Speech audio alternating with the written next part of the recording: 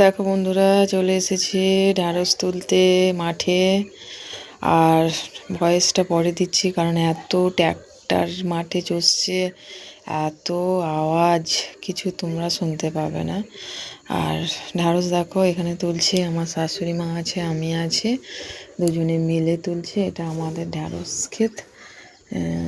ক্ষেত দুটো আছে, এটা একটা আর একটা আছে। আর এখানে আমার শাশুড়িতে আমাদের তোলাতুলি করছি ঢ্যাঁড়সগুলো। ঢ্যাঁড়স এখন যেহেতু গাছ ছোট, একদম এক বেগত হবে। আর এখন ঢ্যাঁড়সের দাম ভালোই পাওয়া যাচ্ছে। আর এই যেহেতু নতুন গাছ, দুবার তিনবার তোলা হলো, চার যেমন কোনো দিন কম কোনো দিন বেশি হচ্ছে, কম বেশি হচ্ছে।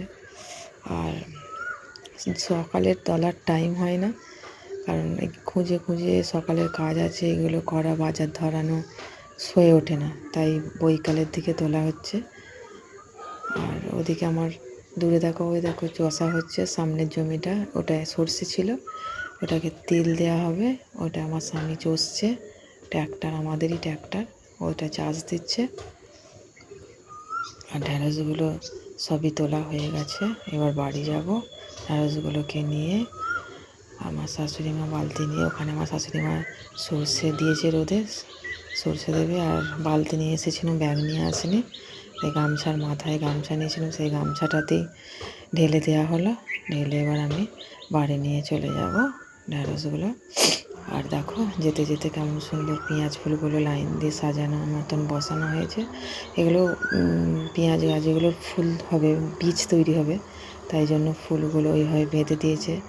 আর কিছুদিন পর হয়তো এগুলো কিছু পলিথিন বা কাগজ টাগজ দিয়ে দেওয়া হবে, কারণ পাখিতে এই ফুলের দানাগুলো খেয়ে নষ্ট করে দেয়, তাই এগুলো ঢাকা দিতে হবে।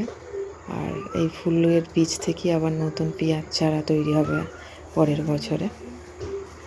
এরকম পেঁয়াজ গাছের চারা অনেকই লাগানো আছে।